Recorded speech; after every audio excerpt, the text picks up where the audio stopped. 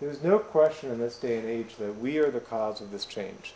The Earth was in a very slow, gradual, glacial pace of change from one ice age to another, so slow that you can barely even see it on a graph, and nature could vastly increase the diversity of life with this slow, glacial pace of change. What's happened is that we are increasing the pace of change at such a rate, exponentially, upwards of 100 times faster than anything that nature has seen, in the same direction that nature is going, and increased temperature, and that is what's caused the huge problems that we have. Now, one of the big problems is that we don't see the fossil fuels. You know, you turn on a light, you don't see the mountaintop removal, you don't see the trainloads of coal that bring the fossil fuels that turn the lights on. Like we used to do when we used wood, we carried an armload at a time. We were aware of using our energy, and actually burning wood doesn't cause greenhouse gas emissions because that would be released anyway as the wood rotted. It's the burning of fossil fuels that cause it. This is where the Trans-Alaska Pipeline, the drunk hunter shot a hole in it and spilled 285,000 gallons of oil. And that's the problem, is that it's out of sight and out of mind. When it comes into us, you know, in a pipe, we just don't see the fossil fuels. It's easy to not be aware of the massive changes that we're causing. And again, a very direct correlation: as we increase greenhouse gas emissions, temperatures go up. Very simple science that's saying that we are causing this major change. Again, this shows over 2,000 years. You can see, you can't really tell the warming trend. It's just so minuscule. See, it went down low. But then, what we're seeing today is a spike. And this is something I'm surprised hasn't gotten more publicity. Very well documented. 6 out of 7 tornadoes today can be considered caused by climate change. The number of reported tornadoes has gone up by more than 7-fold. It's now up to above 1,400 today. Just in the last 55 years. So a tremendous increase in the number and severity of tornadoes. Again, directly related to climate change as the wind speeds go up. And same thing with hurricanes. I'm working on a book, Climate Change and Hurricanes. Very simple science. Now, historically, we've averaged one Category 5 hurricane every 10 years in the Atlantic. Never in history have we had more than one Category 5 in a year in the Atlantic, except for last year. We had 3. Of course, we know Katrina, Wilma, and Rita all reached Category 5 strength, seeing a tremendous change. And what's happening is the warming ocean temperatures. This is a graph showing all the world's ocean temperatures, and you can see it's vastly going up. And very simple science: as the ocean temperatures go up, the number of hurricanes goes dramatically up as well. And what's really scary is when we start looking into the next century, what we've already seen is a vastly dramatic increase in temperature, but what we're expecting to see is vastly more. These models are if we continue current trends, which is the pace we're going. This is if we not only implement the Kyoto Protocol, but also a lot of other measures to greatly reduce greenhouse gas emissions. And what we really should do is see something like this, which would mean a massive shift immediately towards solar, wind, efficiency, and away from fossil fuels. So the solutions are very clear. We need to stop burning fossil fuels, so reduce them and then stop.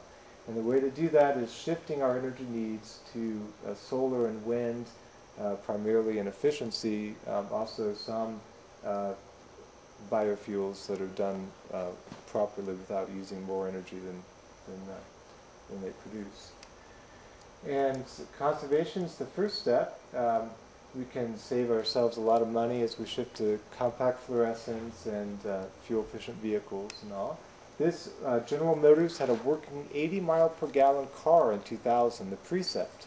And instead of investing in this car and fuel-efficient vehicles along its line, General Motors chose to invest in SUVs, and now is facing junk bond status as people are choosing more efficient vehicles from wiser companies. What was that called again? That's called a precept, Precept. If you look it up on the internet, it's Popular Science did a big feature on it. So I'm working with a colleague on a book about that as well, that whole project. And our taxpayer dollars help to pay for the development of that precept, but they chose not to invest in it. And Ford has a similar one, and Chrysler has a similar one. But the solutions are so beautiful. Solar and wind energy solves so many more problems. In addition to solving climate change, we solve the problems of mountaintop removal, of the threat to the Arctic National Wildlife Refuge, from oil development, mercury pollution, particulate pollution, the tens of thousands, if not hundreds of thousands of Americans that die every year from the toxic pollution from fossil fuels. So the solutions solve so many other problems. And one new wind generator can produce enough electricity for 3,000 homes. So it doesn't take that many of them. And I live in southeast Ohio, which has among the worst solar and wind resources in the country. And we were told that with a group that we didn't get enough sun, we didn't get enough wind for solar and wind to be feasible in Ohio. Well, we didn't believe them. We built a solar and wind powered home and found it was actually cheaper for us to build a solar and wind powered home than it would have cost to extend the power lines to our home. And with a battery bank, our lights never went out. We had plenty of energy for 11 people, and our neighbors' lights were always going out. The power lines go down in rural America all the time. And the coal industry lies with their billboards that coal keeps the lights on. Well, our lights never went off with solar, the consistency of solar and wind and a battery bank, and our neighbors were always going out. So if it works great in southeast Ohio, it will work phenomenally all over the country. And if we put off the coast, these get enough electricity for 5,000 homes, because the size of them and solar is the other great alternative. Just a small fraction of our south-facing rooftops, we can meet all of our energy needs in the United States. We are increasing the production of solar, but not nearly as fast as we need to be. We're increasing the production by about 33% a year. The cost is going down about 6% a year. As the scale of production goes up, the costs go down. But what we really need to see is something more like a 1,000 or 10,000% increase to seriously switch. And again, this produces very high grade of energy, electricity that can be used to run cars and with batteries. And again, if it works great in southeast Ohio, it's going to work phenomenally anywhere in the country or anywhere in the world for that matter. Even in the Arctic, where it's dark in the wintertime, in Arctic Village, they have the northernmost solar tracking system. In the summertime, they now need energy to cool their food. They never would have had to before. They just used the permafrost, but now they can't. So the natives are using solar power in the summer to keep their food cool. And it can be used to run cars. And this is in Belize, so it works great in third world countries too. Everywhere it works phenomenally.